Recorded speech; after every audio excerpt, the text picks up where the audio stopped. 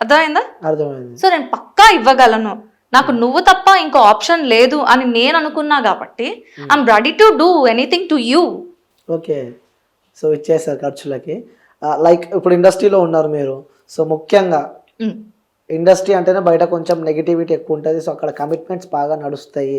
So అందులో ఒక content ఏదైనా చేయాలి, ఒక క్యారెక్టర్ ఒకటి చేయాలంటే పక్కా వాళ్ళతో కమిట్మెంట్ అయితేనే క్యారెక్టర్స్ ఇస్తారని చెప్పి కొంతమంది అంటూ ఉంటారు, ఇంకొంతమంది లేదు నడుస్తుంది అని చెప్పి కూడా అంటూ ఉంటారు. మరి వాస్తవంగా మీరు చెప్పండి. సో మీరు చేసే రూల్స్ కొంచెం డిఫరెంట్ ఉంటాయి.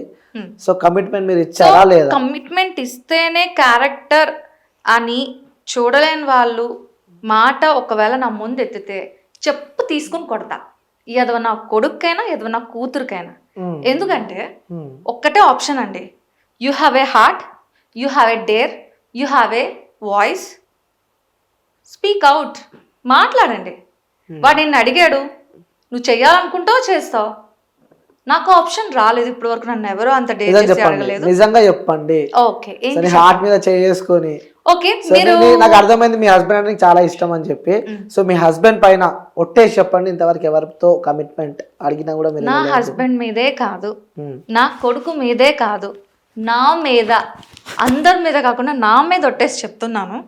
నేను ఏ మొగుడు పక్క ఎవడు పక్క పడుకోలేదు. ఎందుకు అంటే నేను ఏ ఏజ్ లోని ఆంటీ క్యారెక్టర్ చేయడానికి రెడీ అయ్యాను.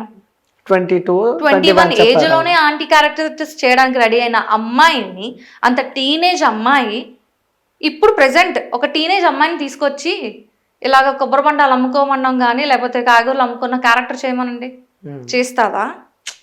నో కదా. మరి నేను చేశాను అంటే హూ విల్ ఆస్క్ మీ? నా పక్కన పడుకొని ఎవడు అడగలుగుతాడు? సరే ఎవరు అడగలే, ఆ డైలాగ్ కూడా ఎవరు అడగలే ఇంతవరకు? ఎవరు? నో. వై? బికాస్ పూజ అంటే ఎంత పాజిటివో, పూజ అంటే అంతకు మించి ఫైర్. తాట తీస్తా నాకు ఇష్టం లేని నా జోలికి వచ్చి అడిగితే. కస్తూరి ఆంటీ అంటే ఫ్లవర్ అనుకుంటివా? ఫైర్. సో మీ ఫ్యాన్స్ బాగా ట్రోల్ అవుతుంది అది.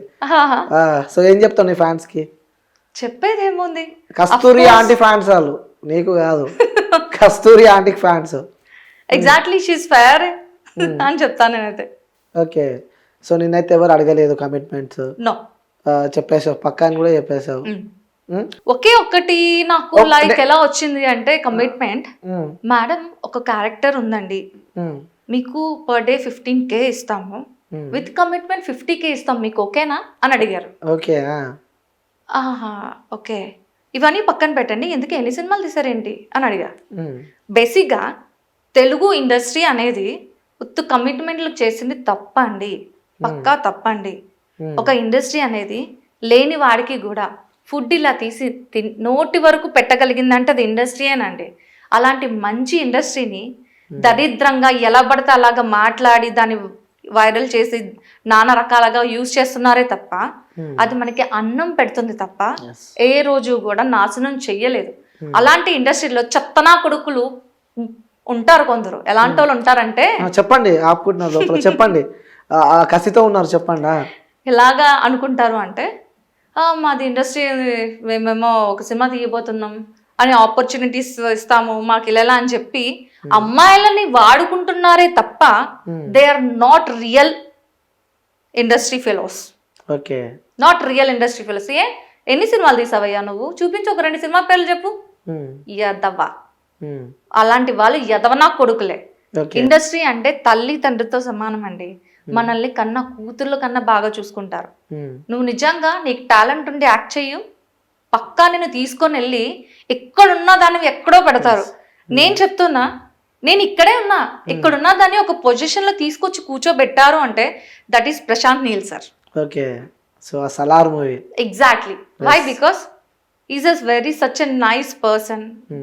ఆయన ఏ స్టేజ్ నుంచి వచ్చారో అందరికీ తెలుసు.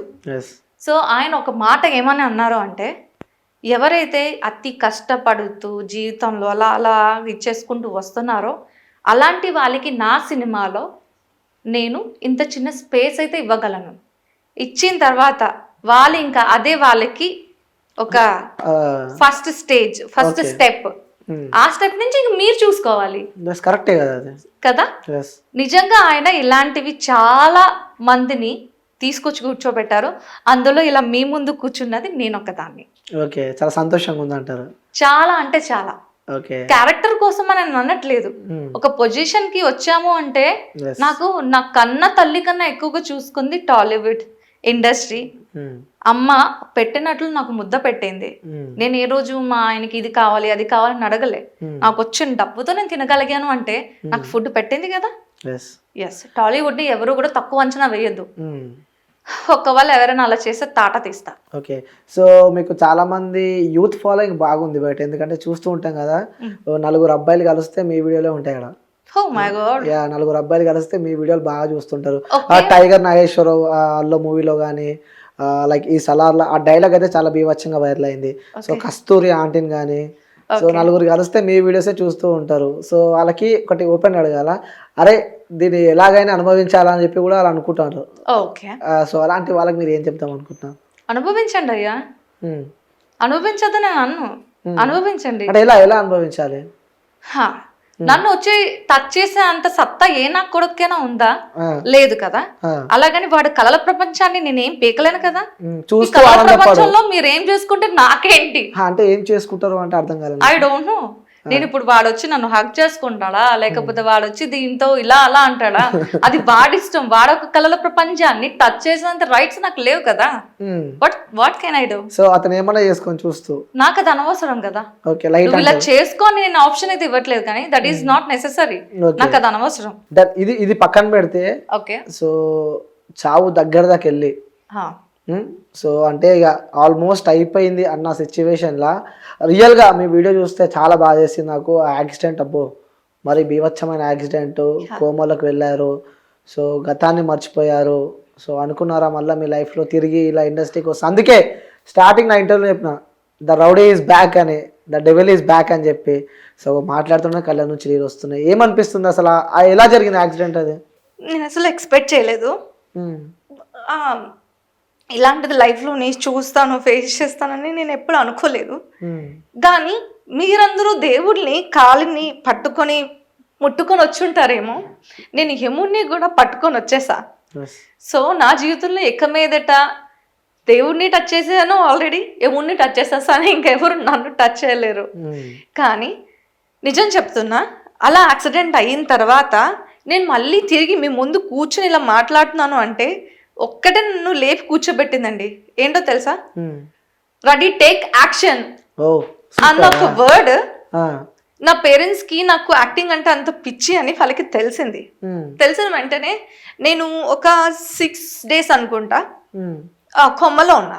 అలా కొమ్మలో ఉన్న అమ్మాయిని అనుకోకుండా నేను నా విల్ పవర్తో నేను 6 నెలలు కూర్చోవలసిన అమ్మాయిని విత్ ఇన్ 6 days లేచి కూర్చున్నాను అంటే నా విల్ పవర్ అనే చెప్పచ్చు. అట్ ద సేమ్ టైం నేను నా మెమొరీని మిస్ అయ్యాను ఒక 2 months వరకు. అవును, నా హస్బెండ్ని నేను నాన్నగా అంటే పెద్ద నాన్న అని, నా కొడుకుని నేను అంకుల్ రా అంకుల్, మమ్మీ డాడీని అన్నయ్య అక్క ఇలా రెండు అక్క అని పిలిచానంట. అలాంటి సిచ్యువేషన్లో ఉన్నప్పుడు వాళ్ళని అన్న అర్థం చేసుకొని అలాగా ఉన్న పొజిషన్లో మా బ్రదర్ కానీ లేకపోతే మా డాడ్ కానీ రియల్లీ నేను ఇండస్ట్రీలో అడుగు పెట్టడం మా డాడీకి ఇష్టం లేదు. ఎందుకు అమ్మాయి కదా ఆ లైఫ్ పాడైపోతుంది అని అనుకుంటున్నారు తప్ప, ఇండస్ట్రీ నన్ను ఒక తల్లిలా చూసుకుంది. నేను ఇప్పుడు ఈ పొజిషన్ లో ఉన్నానంటే నిజమే కదా, చూసుకున్నట్టే కదా. పక్కలో పడుకుంటే ఈ పొజిషన్ లో ఉన్నట్ట చెప్పండి, అందరు ఇలా అంటారు. అదేం కాదండి, కష్టపడితే మనం తలుచుకుంటే ఏ పొజిషన్ లోనైనా ఉంటాం. సో ఆ టైంలో నన్ను నా పేరెంట్స్ నా ఫ్యామిలీ అందరూ అర్థం చేసుకొని ఏమన్నారు అంటే రెడీ టేక్ యాక్షన్ అని అంటే ఆ వర్డ్ నా చెవులకి వినిపించి వినిపించి వినిపించి రిబ్యాక్ అయ్యాను నేను రియల్లీ. సో నేను అలాంటప్పుడు ఇండస్ట్రీని నేను ఎలా వదులుకుంటా, దానికోసమే నేను మళ్ళీ తిరిగి పుట్టేశాను. అంటే ఇది నా 2వ జన్మ, దీనివల్లే నేను పుట్టాను. ఓకే, నిజంగా వీడియో